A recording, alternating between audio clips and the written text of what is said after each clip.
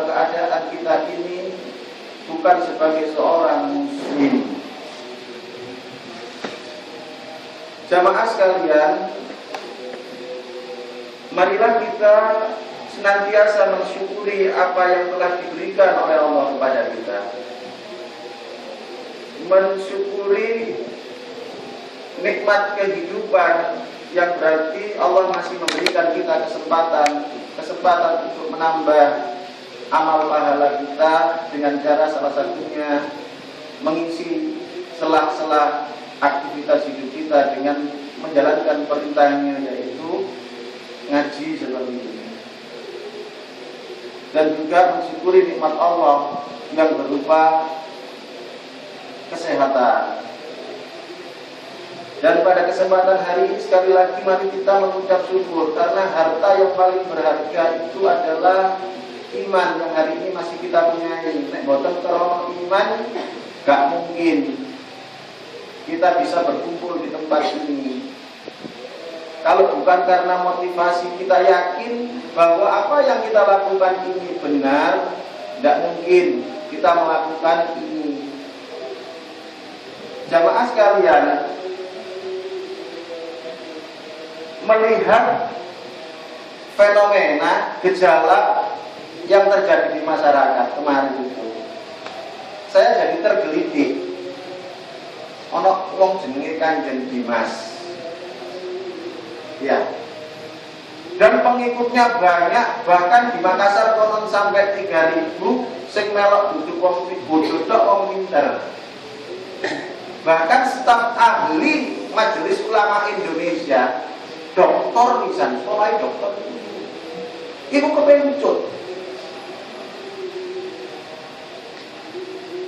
Ini mengindikasikan, menandakan bahwa kehidupan beragama masyarakat Indonesia itu agama sih tarafnya rendah. Kenapa? Karena masih banyak saudara-saudara kita yang menganggap agama itu sarana untuk mencari kekayaan. Sholat cek sugi, istighosa njaluk tulung cek duwike, tarbiyake gak adiknya nyambut gawe soro-soro. Ya. Padahal di dalam agama itu bukan alat untuk mencari materi kekayaan. Bahkan orang perkara agama itu sugih. Wong sugih itu perkara nyambut gawe ini akas. Pinter orang ilmu ini. Agama itu sarana untuk mencari kebahagiaan. Padahal di dalam agama itu gak ana iming-iming kon kok salat atau khusyuk, kon kok dagang ambek aku, lakonono amal-amal sing tak perintahkan supaya kamu jadi orang kaya. Bahkan di dalam agama ini kita disuruh melepas sebagian harta kita, berdagang ambek Allah supaya kita bahagia. Ya ayyuhalladzina amanu, he wong sing iman, hal adullukum ala tijaratin, gelem gak kon tak budoi perniagaan apa, dagang apa sing iso tungjikum min adzabin alim, sing iso nyelametno awakmu iku teko siksa Allah yang maha pedih. Ditawani ambek Gusti Allah kita. Gelem gak awakmu bisnis sampe aku? Bisnis iki gak ngasilno duit. Bisnis ini gak menghasilkan rumah, tapi bisnis ini menghasilkan nanti kamu diselamatkan oleh Allah dari azab yang pedih, di mana ketika itu harta dan anak-anak gak berguna. Caranya apa? Dawuhe Gusti Allah, tu'minuna billah, iman kepada Allah, yakini tentang Allah, wa rasulah, ambek rasul. Sing diperintahkan Allah yakin loh. Nek dikongkon sholat, nek dikongkon ngaji yo. Nek Rasul ngeki contoh ini contohan.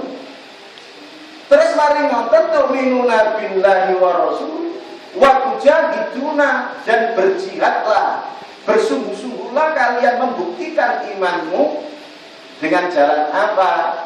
Tujahiduna fisabilillah bi amwalikum wa anfusikum. Setorno duitmu, sodako, infako di jalan Allah. Tambah tak kurang, tambah memetok. Tetapi banyak di antara kita yang masih berpikiran bahwa ibadah, bahwa puasa kita, sholat kita, zikir kita ini untuk mencari kekayaan. Padahal agama itu bukan sarana untuk mencari kekayaan, bukan alat untuk sugih, tetapi alat untuk mencari kebahagiaan di dunia wal akhirah. Salah satu cara yang harus ditempuh seperti ini. Ya. Ayo hadirin, di dalam setiap usai sholat Rasulullah SAW memerintahkan kita untuk berdoa. Allahumma a'inni ala dzikrika wa syukrika wa husni ibadatik. Ya Allah, berikanlah aku ini sebagai hamba-Mu, manusia yang senantiasa ingat akan diri-Mu, wa syukrika, dan mensyukuri-Mu, wa husni ibadatik, dan bagus di dalam ibadah menyembah kepada-Mu. Pada kesempatan hari ini kita akan membahas satu ayat di dalam surat Al-Baqarah ayat 21 yang merupakan pembahasan untuk mencapai cara bagaimana kita bisa beribadah kepada Allah dengan baik. Di dalam surat Al-Baqarah ayat 21, semua apa ayat ini dasar kita, dijadikan dalil kita untuk beribadah kepada Allah. Allah Ta'ala fi kitabihil karim, a'udzu billahi minasyaitonir rajim. Ya ayyuhan nasu u'budu rabbakum alladzi khalaqakum walladzina min qablikum la'allakum tattaqun. Ya ayyuhan nas, wahai manusia, ubudu, menyembahlah kalian semua kepada siapa? Rabbakum, kepada Tuhan kalian. Tuhan yang bagaimana? Alladzi khalaqakum, Tuhan yang telah menciptakan kalian. Walladzina min qablikum, dan yang telah menciptakan manusia-manusia sebelum kalian. Untuk apa? La'allakum tattaqun, agar kalian menjadi hamba Allah yang bertakwa. Jamaah sekalian, kalau ditilik dari ciri-ciri ayat Al-Baqarah ayat 21 ini termasuk surat Makkiyah. Enten surat Makkiyah, enten ayat Makkiyah, ayat Madaniyah. Ayat Makkiyah itu ayat yang diturunkan teng kota Mekah, periode Mekah. Ayat Madaniyah itu diturunkan di Madinah. Mengapa ulama menggolongkan ayat ini sebagai ayat Makkiyah pertama? Karena di dalam ayat ini tidak ada instruksi atau tidak ada perintah dari Allah yang menyangkut hukum syariat kemasyarakatan. Gak ada perintah tentang hidup bertetangga. Gak ada hukum-hukum kemasyarakatan tentang perang. Gak ada. Kenapa? Karena di Mekah penduduk atau penganut muslim masih sedikit. Sedangkan di Madaniyah perintah puasa di Madinah, ya, dan perintah perang di Madinah, dan sebagian perintah-perintah syariat semuanya turun di Madinah. Kemudian yang kedua, ulama menggolongkan ayat ini sebagai ayat-ayat Makkiyah karena isinya masih menguatkan untuk akidah. Akidahnya dikuat, tauhidnya dikuat. Allah memerintahkan untuk mentauhidkan baik tauhid uluhiyah. Tauhid uluhiyah itu mengesahkan Allah, hanya Allah yang aku sembah, gak ada liyane. Tauhid uluhiyah itu mengakui bahwa Allah itu zat yang disembah. Sampean sholat ini nyembah apa? Nyembah Gusti Allah. Diperintahkan untuk itu. Selain itu Allah juga mendidik kita, memerintahkan kita untuk mentauhidkan, hanya menjadikan Allah sebagai rububiyah. Kalau Allah itu jenenge pangeran kita, namanya Tuhan kita. Kalau ditanya Tuhanmu apa? Allah. Sedangkan pekerjaannya Allah itu apa? Penggaweannya Tuhanmu Allah itu apa? Itu disebut rububiyah, maha mendidik, maha memelihara, yang menciptakan, yang ngasih rezeki, yang mengatur bagaimana cara hidup dan lain sebagainya. Itu pekerjaan Allah. Tetapi sementara banyak umat Islam ini hanya menerima tauhid uluhiyah nih. Ya Allah, Engkaulah zat yang kusembah. Aku nyembah awakmu, oke. Tapi nek awakmu ngatur, kalau engkau mau mengatur bagaimana cara saya berpakaian, ojo dhisik. Nek ngatur bagaimana cara bernegara, ya ojo dhisik. Aku menungso luwih ngerti timbang awakmu. Jadi orang lebih banyak menerima tauhid uluhiyah, gelem nyembah Allah. Wong kafir Quraisy Mekah itu nyembah Allah, tapi mereka mengakui bahwa Allah yang mencipta, tapi mereka tidak mengakui bahwa Allah itu sesembahan. Diwalik ke zaman saat ini, manusia itu lebih senang menjadikan Allah itu sebagai uluhiyah sesembahan, tapi tidak gelem menjadikan Allah sebagai pengatur hidupnya.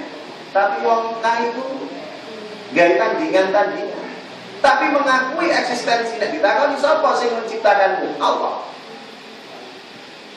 Sapa sing nyiptakno bumi alam ini? Allah. Tetapi mereka tidak menjadikan Allah sesembahan, tetapi mereka menjadikan patung-patung sesembahan. Kemudian ayat ini digolongkan sebagai ayat makkiyah karena diawali oleh harfun nida. Harfun itu huruf.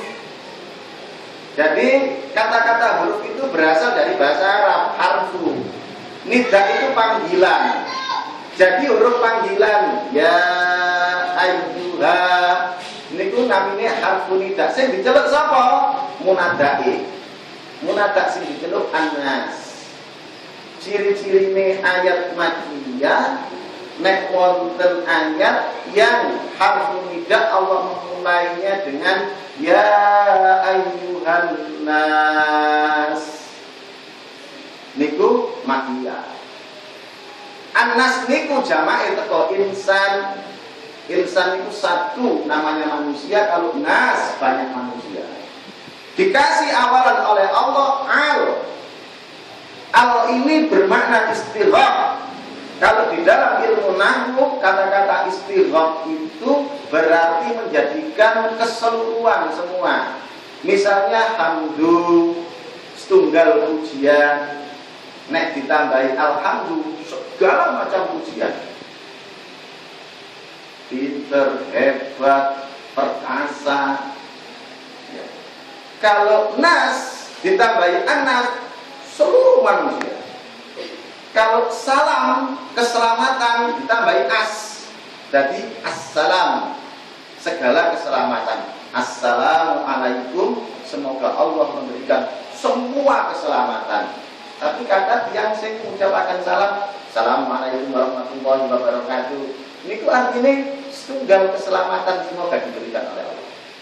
Dijawab waalaikumsalam, dan semoga kamu juga mendapat satu keselamatan.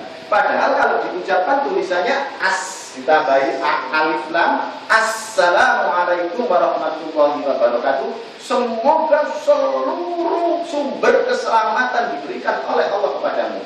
Cara jawabnya bukan waalaikumsalam, tapi waalaikumsalam.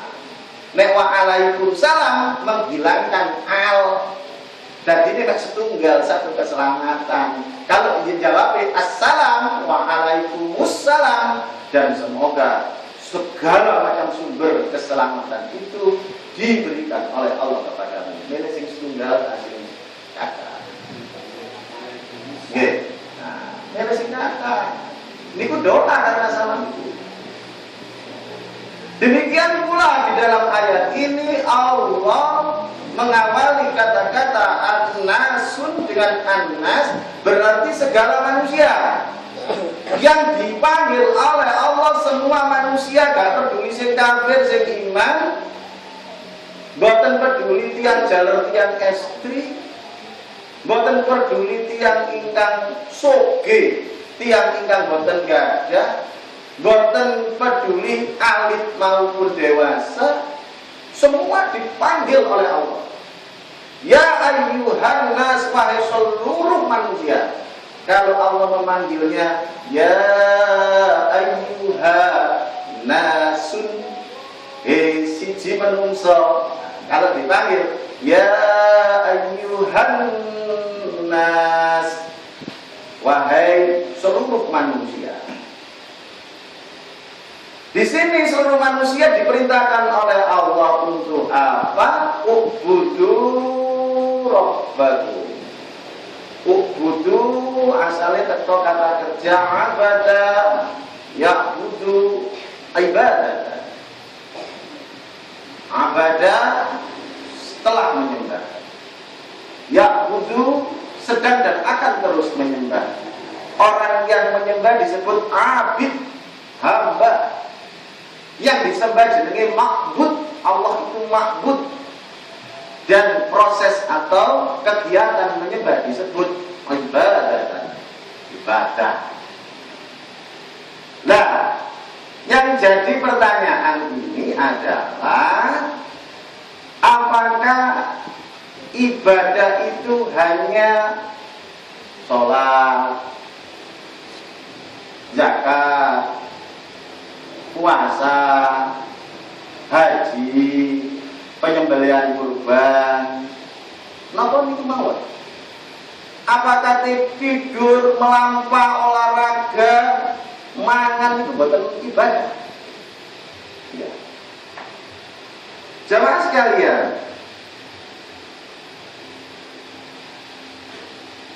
menurut jumhur ulama, jumhur itu kesempatan banyak ulama.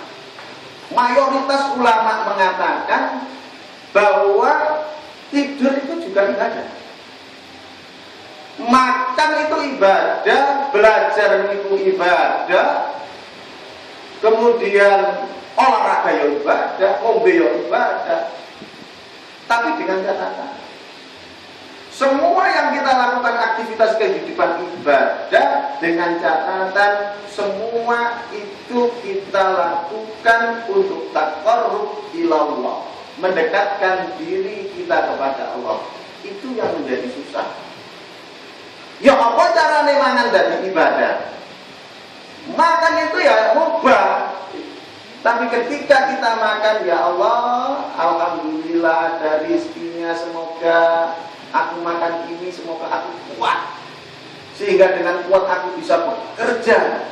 Dengan bekerja aku bisa menafkahi amanat yang kau titipkan kepadaku. Dengan bekerja aku bisa, dengan awal makan aku bisa kuat nanti ibadah. Turun gimana? Ya Allah, bismika Allahumma ahya, bismika amutu, aku tidur ya Allah. Nanti supaya aku bisa bangun tengah malam, aku ingin mendekat kepada. Ini yang susah. Merubah amalan yang biasa-biasa saja jadi ibadah, itulah yang susah. Jarang yang tulus jalan belaksak macam-macam. Ya saya kira ya kata-kata apa Pak? Yang mubah ya suruh orang. Tapi kalau tidurnya orang alim itu sadar betul. Aku turunnya ini aku direncana. Aku bisa ini ya. Aku ingin mendekatkan diri kepada. Ya, jemaah sekalian, puasa kita, sholat kita, haji kita, zakat kita, itu biasanya disebut orang sebagai ibadah makhluk. Ibadah yang telah ditentukan dasar perintahnya, contoh dan syariatnya. Di samping ibadah-ibadah itu ada ibadah-ibadah sunnah. Sunnah atau disebut sebagai ibadah nafilah tambahan. Sunnah itu bukan wajib. Dan terus tek fardu, kayak sholat maghrib wow, sampai boten melaksanakan dosa. Tapi nek sampean mantun sholat maghrib, mboten sholat sunnah, mboten dosa tapi sampean hijab, mboten cinta kali Rasul. Nek gak cinta mbek Rasul, gak cinta mbek Allah. Nek gak cinta mbek Allah, Allah nggih mboten tresno kali. Ya. Qul in tuhibbunallah, katakanlah wahai Muhammad kepada umatmu, nek awakmu cinta mbek Allah, fattabi'uni, melok aku. Jadi kalau kita ingin dicintai oleh Allah, ikut Rasul. Nek Rasul mari maghrib didelok nang riwayat hadis itu salat sunnah rawatib 2 rakaat. Ya Allah, Rasul kaya ngono ya kepengin niru. Ngaten. Laqad kana fi Rasulillahi uswatun hasanah. Dan sungguh kata Allah di dalam pribadi Rasul itu ada contoh yang baik. Contoh apa saja ada di situ. Nek kita tidak nyuntur Rasul dalam beribadah, nyuntur kiai, aku pokoknya gini, iya itu ngomong-ngomong. Kalau kita nyuntur orang lain, berarti tentu gak api. Soalnya Allah hanya mengatakan bahwa di dalam pribadi Rasul, caranya Rasul sholat, caranya Rasul puasa, caranya Rasul membina rumah tangga, itu adalah contoh uswatun hasanah. Nek nyuntur liyane, ya gak hasanah. Mau menang nyuntur artis. Sekarang ini kan gurunya, apalagi wanita-wanita ini, apa yang dilakukan artis itu seakan-akan pembenaran dan yang paling baik. Cara mendidik anak, cara berumah tangga, cara konsep kehidupan artis ini dan ini jelas gak hasanah, bahkan mungkin olala, buruk, contoh yang buruk. Kembali lagi, selain ibadah fardu, ada ibadah sunnah yang disebut ibadah nafilah. Fungsinya itu apa Pak? Itu fungsinya ibadah sunnah yang dicontohkan oleh Rasulullah itu untuk menambah, untuk memperbaiki amalan-amalan ibadah fardu kita yang kececer. Misalnya sholat. Kalau sampean sholat gak gelar ya? Kita mulai takbir Allahu Akbar. Siji loro sik konsentrasi nang Allah. Mari kita melakukan ini. Padahal kita diperintahkan untuk khusyuk. Eling meningsu blonjo apa? Eling mari misak mari ngaji iki ana acara apa nang TV. Ya sampai apa dulu. Tutup apa ya? Iya. Padahal kita diperintahkan untuk khusyuk, untuk tumakninah. Ketika kita Allahu Akbar paling rong detik wis lamber gak karu-karuan. Dijak mlaku-mlaku ambek setan nang ndi gak karuan. Kula wau maos ayat nopo. Lah wis lali. Nah, rakaat kedua wau membaca apa? Wis lali. Itu artinya salat kita tidak khusyuk. Karena kita diperintahkan salat khusyuk, kita sulit untuk khusyuk karena kata Rasul yang pertama besok dicabut oleh Allah adalah dari hati umatku adalah hilangnya kekhusyukan dalam sholat. Di angele sholat khusyuk ini sampai enten pelatihan sholat khusyuk banyak jutaan. Wong sing duit-duit bos-bos itu kepingin sholatnya apa sih sholat khusyuk itu sampai melok latihan nang hotel. Kepingin sholat khusyuk. Indikasinya sampai sholat itu khusyuk itu sholat terasa nikmat. Orang-orang yang khusyuk menanti-nanti waktu sholat datang. Sholat itu rekreasi nih. Kapan dia sholat yang gaya itu pegel terus gak karu-karuan menewa sholat ya Allah seneng menemukan rekreasi yang malam enak. Itu berarti sampai harus menemukan kekhusyukan di dalam sholat, menemukan makdunya ibadah. Ya. Jadi sholat sunnah yang kita lakukan itu untuk menyempurnakan sholat kita yang belum sempurna. Nek gak ada sholat sunnah, sholat fardu ya gak apa-apa. Tapi meneh amalan sholat kita ini growang-growong, gak ada tembelan nih. Kalau kita merasa susahnya sholat khusyuk, ya tak tambah ya Allah. Baik menawa sholat itu gak diterima. Ono gantine iki lho gawe menyempurnakan sholat khusyuk gak khusyuk. Lah ngoten, itu namanya ibadah nafilah tambahan. Demikianlah puasa. Puasa sunnah Senin Kemis, Yaumul Bid, hari pertengahan, Asyura dan lain sebagainya. Puasa-puasa sunnah itu untuk menyempurnakan puasa kita yang tidak sempurna. Loh, puasa itu sempurna. Rata-rata orang puasa di bulan Ramadan itu hanya pindah waktu makan. Biasanya mangane isu ambek sore diganti isu ambek maghrib. Kadang-kadang ditambahi meneh mari isya, ditambahi meneh sadurunge itu. Padahal Allah memperingatkan kepada kita, wa kulu wasrobu wala tusrifu. Mangano ngombe awakmu nanging aja berlebih-lebihan. Ya napa berlebih-lebihan? Wis marek ditabrak ae perkara panganane enak. Kan begitu kalau kita buka. Weteng iku harus nolak.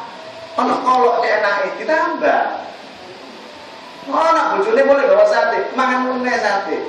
Itu puasa kita tidak sempurna, berlebihan. Lah untuk menyempurnakan, ya puasa Senin Kemis, mbok menawa puasa ya Allah, bolong-bolong aku Senin sampai Kemis tak tambahi. Kayak menyempurnakan ibadah yang bolong-bolong yang tidak sempurna. Infak kita, infak sedekah barangkali selama hidup kita tidak sanggup mengumpulkan uang yang cukup untuk satu nisab sehingga kena bayar zakat.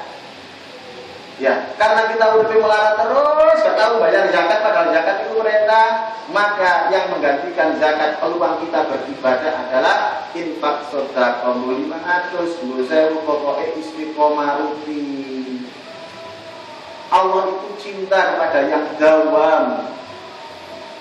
Allah itu senang kepada orang yang mengerjakan amalan yang rutin. Sewu nek bendina ben masjid itu lebih baik daripada 10 tahun pisan masih 10 juta. Allah lebih suka orang itu sholat malam itu 2 rakaat saja kemudian tidur, tapi rutin seminggu ping loro. Dititeni ya Allah, iki hamba ini mesti nek Sabtu mesti tangi. Dititeni ya Allah, daripada kita sholat 11 rakaat tapi ini setahun pisang. Itu jenenge gak istiqomah, gak dakwah. Umroh kita menyempurnakan haji kita, makanya ditambah Bapak sekalian untuk menyempurnakan amalan kita. Jamaah sekalian, Syekhul Islam Ibnu Taimiyah mengatakan tentang definisi ibadah bahwa menurut beliau ibadah itu tidak hanya sholat, tidak hanya zakat, tidak hanya puasa, tidak hanya menyembelih kurban, tidak hanya haji,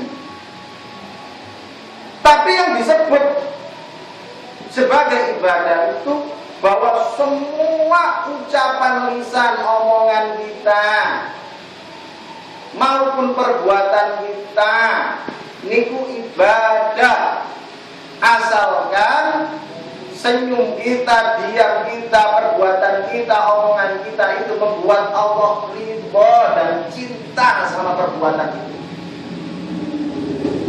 Ya, pokoknya kabeh sing membuat Allah itu suka, membuat Allah cinta, itu jenenge ibadah. Mesem toh. Allah senang karena melalui Rasulnya mengatakan senyum itu sedekah.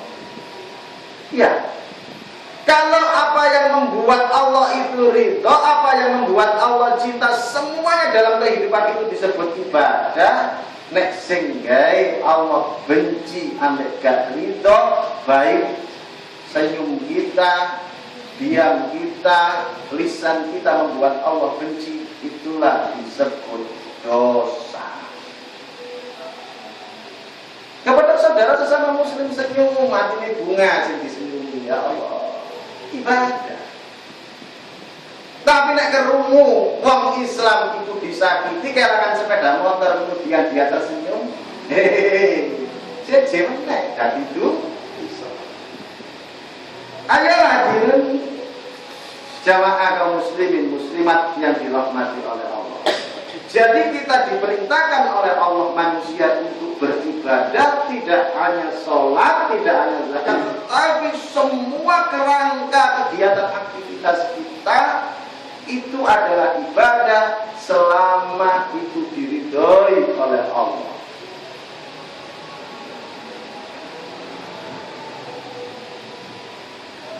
Bapak Ibu sekalian, ayat ini yang memerintahkan manusia untuk beribadah kepada Allah ini adalah harus kita pegang.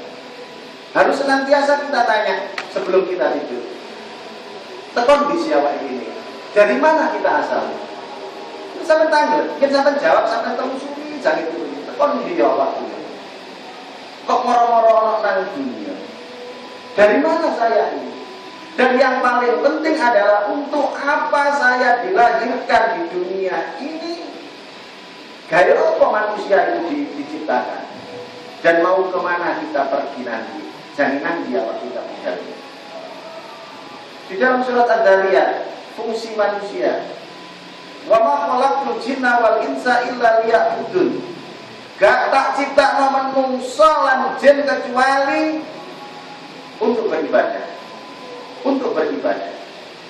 Gak mungkin kita diciptakan oleh Allah. Tidaklah aku akan menciptakan manusia kecuali agar manusia itu nek wis lahir nang dunia, untuk nek wis masa balik tak bebani tanggung jawab nyembah aku. Ibadah kepada aku. Sing dikei tugas iki butuh sing diperintah ini adalah jin kali manusia. Kewan mboten wonten. Wa ma khalaqtul jinna wal insa wal hayawana wan nabata wal jabala. Gunung mboten diperintahno. Tumbuh-tumbuhan mboten diperintahno. Dados empun iri. Nek enten wedhus gak salat. Enten asu gak salat. Empun iri ana yo asu gak salat ya. Akhire ngene melo asu.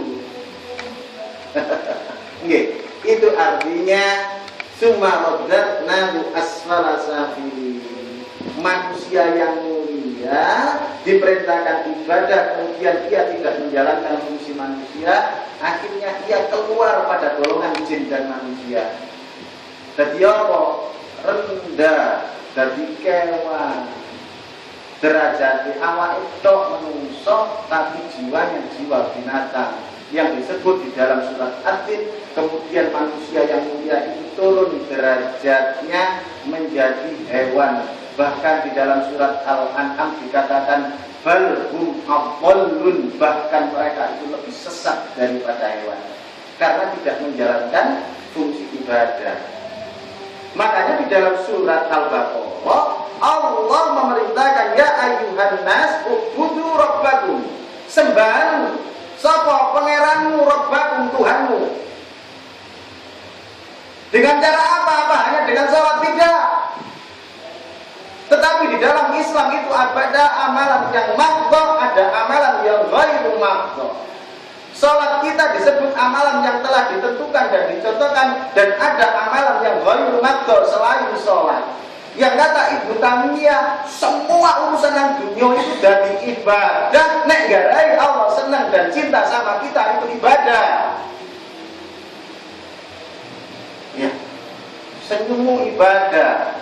Bahkan ada satu riwayat, ada seorang ketika dia haus,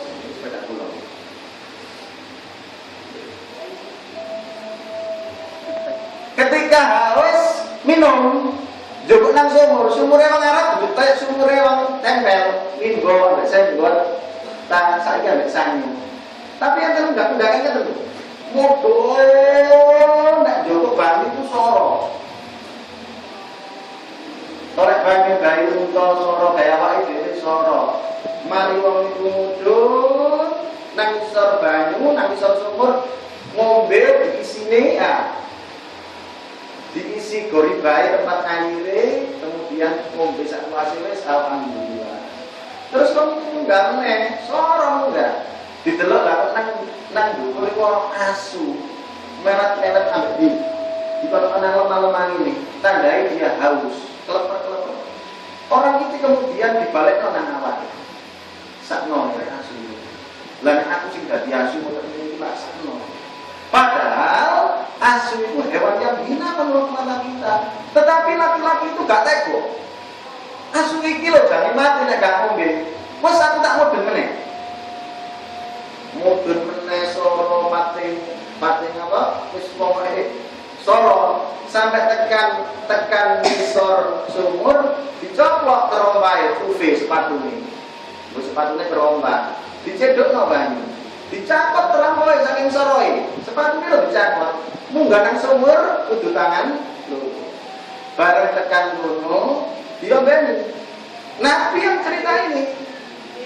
Maka kata Allah bersyukur atas hambanya yang ini.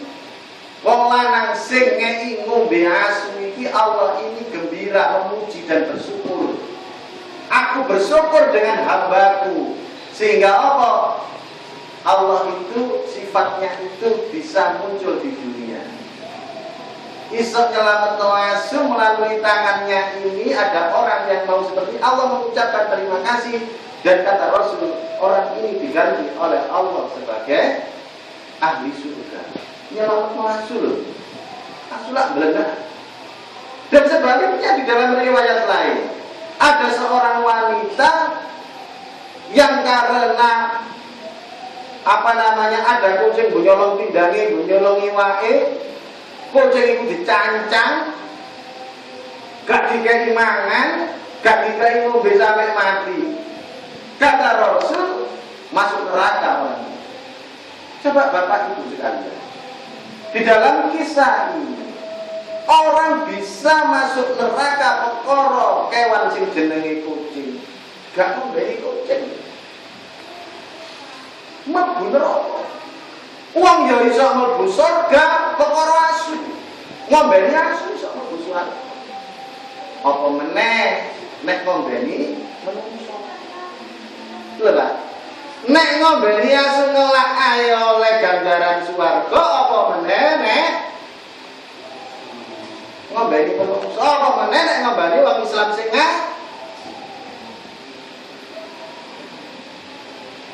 apa meneh nek imanan wong ngaji.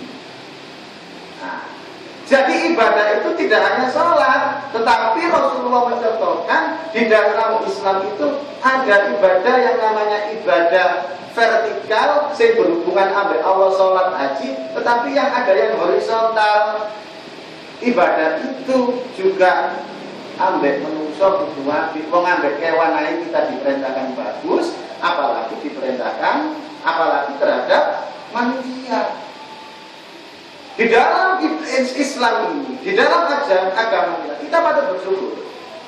Karena apa? Gampang ibadah Islam itu.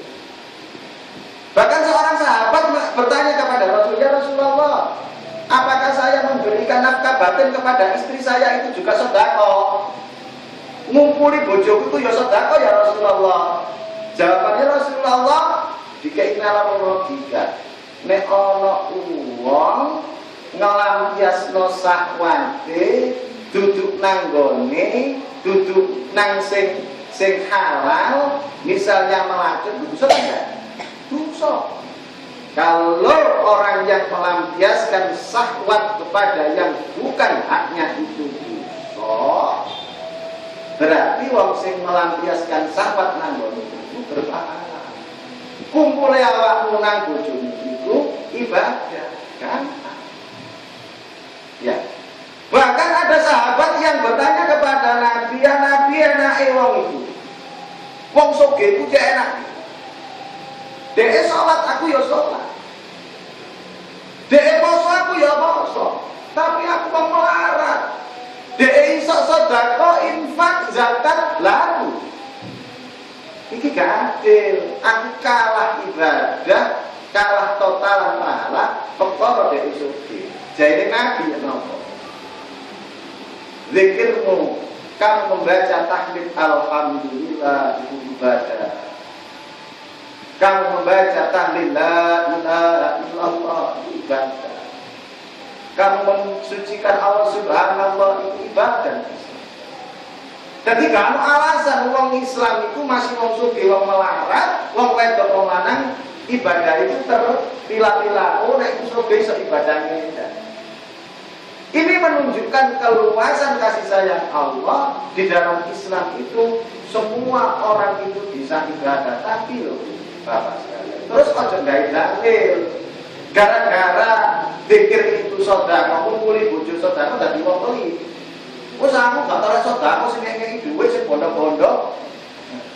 Wes aku pikir ae terus aku wis iku sedekah, aku ngumpuli bojo sedina ping 4 cek njaluk sedekah. Tapi ini nek oleh rezeki ya gak ningkat piye boten ngono.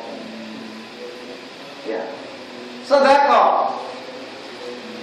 Bapak Ibu sekalian, ya ayyuhan nas, wahai manusia, ubudu rabbakum, sembahlah pangeranmu. Di sini Tuhanmu memperkenalkan diri. Siapa Tuhan yang harus kamu sembah? Allah mengajari manusia tentang tauhid rububiyah, alladzi khalaqakum. Dia Allah yang telah menciptakan kalian. Walladzina khalaqakum min qablikum, dan yang menciptakan orang-orang sebelum kalian. Untuk apa? Ibadah kabeh sak ngono akeh sing disebut, mulai dari senyum, salat sampai haji. Itu untuk apa? Allah memberikan kalimatul roja, sebuah ungkapan kata-kata mengharapkan, la'alla, semoga kalian tatkun menjadi hamba Allah yang bertakwa. Jadi kita diperintah sholat, kita diperintah zakat, kita diperintahkan segalanya itu agar kita menjadi hamba Allah yang bertakwa. Bapak Ibu sekalian, syarat diterimanya seorang beribadah itu 2. Sampai nek memenuhi syarat iki, ibadah sampean mulai teko cilik sampai gede percuma. Fudail bin Iyad, seorang ulama, mengatakan syarat ibadah niku diterima kali Allah niku kaping setunggal ikhlas. Ikhlas niku gampang diucapkan, tapi apa? Ikhlas niku saking kata akhlasa yukhlisu ikhlason, memurnikan, berseni, niate bener-bener karena Allah.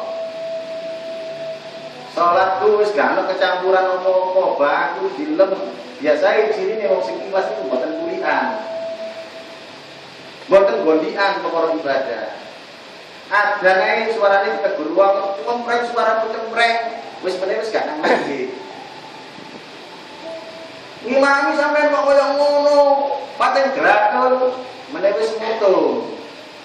Itu gak ikhlas, karena apa? Masih tercampur karena manusia. Dijokno ojo gede ndase, dijokno ojo mutu. Karena apa? Karena ibadah inna sholati wa mati lillah, hanya kepada Allah. Sampai budal ngaji, budal sembahyang maghrib sik jam 5 jane budal. Terus mari ngono ana ibu-ibu nang ngono ngelompok. Sampai balik perkara apa? Aku diarani sok alim rek. Wis aku tak balik. Niku sampean gak ikhlas itu. Karena masih kecampuran karena manusia. Sampean ngisi infak. Nek sewu diselempit-selempitno. Cuwili. Tapi nek duwike biru tambah aksi dilobur-loburno. Iku riya. Itu kecampuran, itu yang namanya Rasul sebagai syirik asghar, syirik kecil. Kata Rasul, sing tak wedeni kalau ambek umatku iku, aku gak wedi umatku nyembah batu. Gak mungkin wong Islam itu nyembah batu. Nyembah batu gak mungkin. Sing tak wedeni di dalam hatinya ada penyakit syirik asghar. Sahabat tanglet apa syirik asghar, syirik cilik iku, syirik cilik iku riya. Napa riya iku ibadah kecampuran kali kepingin dijokno tiyang. Kalau syirik itu mempersekutukan Allah dengan sesembahan lainnya, kuit dan sebagainya. Kalau riya itu menandingkan atau mempersekutukan Allah dengan manusia. Si kepingin dijokno menungso. Kembangi riya napa? Ujub. Ujub itu bangga diri. Biasanya ini menimpa para dai, para mubalek. Para mubalek gak mungkin gak maksiat, setan itu pinter. Mubaleknya digudok. Lo namamu itu panjang hebat, ceramahmu enak, sehingga bangga memuji diri sendiri. Itu namanya ujub. Kalau kita beribadah kepada Allah tidak ikhlas karena Allah